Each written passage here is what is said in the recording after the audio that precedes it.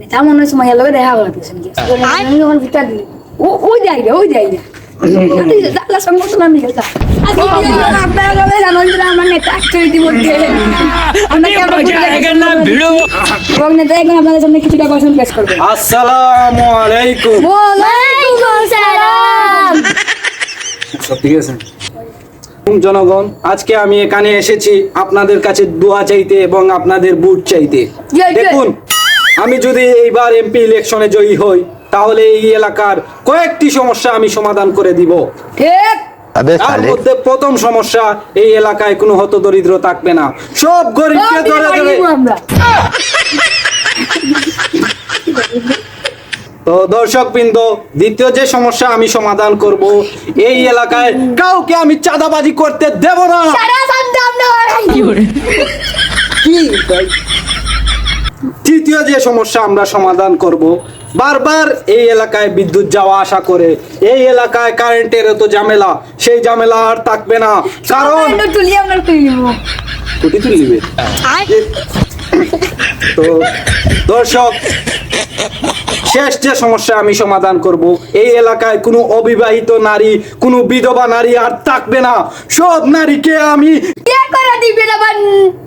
নেতার মন অনেক বড়।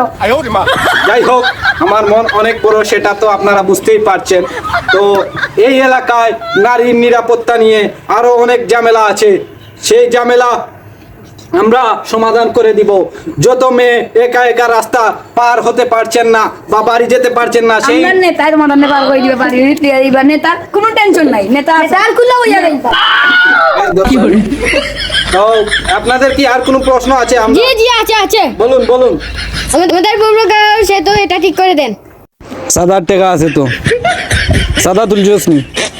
তো জনগণ, আমার দেশবাসী, সেই সেতুটি আমি কলা গাছ দিয়ে নির্মাণ করে দিব। কারণ কলা গাছ দিয়ে যদি কোনো সেতু নির্মাণ করি, বন্যার সময় সেই সেতু যখন ভেঙে পড়ে যাবে, সেই সেতুতে চড়ে আপনারা পুরো দেশ ঘুরতে পারবে। আপনাদের মন অনেক সুন্দর ও খুশি হবে। স্লোগান এটা। আমার নেতার কোনো মার্কা আছে নি রে?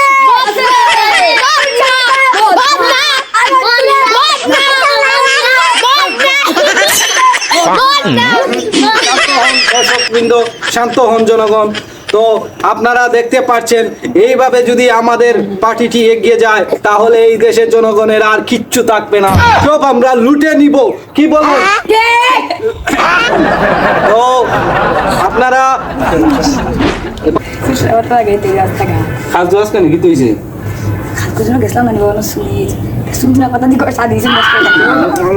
ঠিক আছে। তো দর্শকবৃন্দ, আজকের জন্য আমরা এখানেই বিদায় নিচ্ছি। ইনশাল্লাহ দেখা হবে, আর আপনারা সব সময় খারাপ থাকবেন এই আশা ব্যক্ত করছি। আসসালামু আলাইকুম।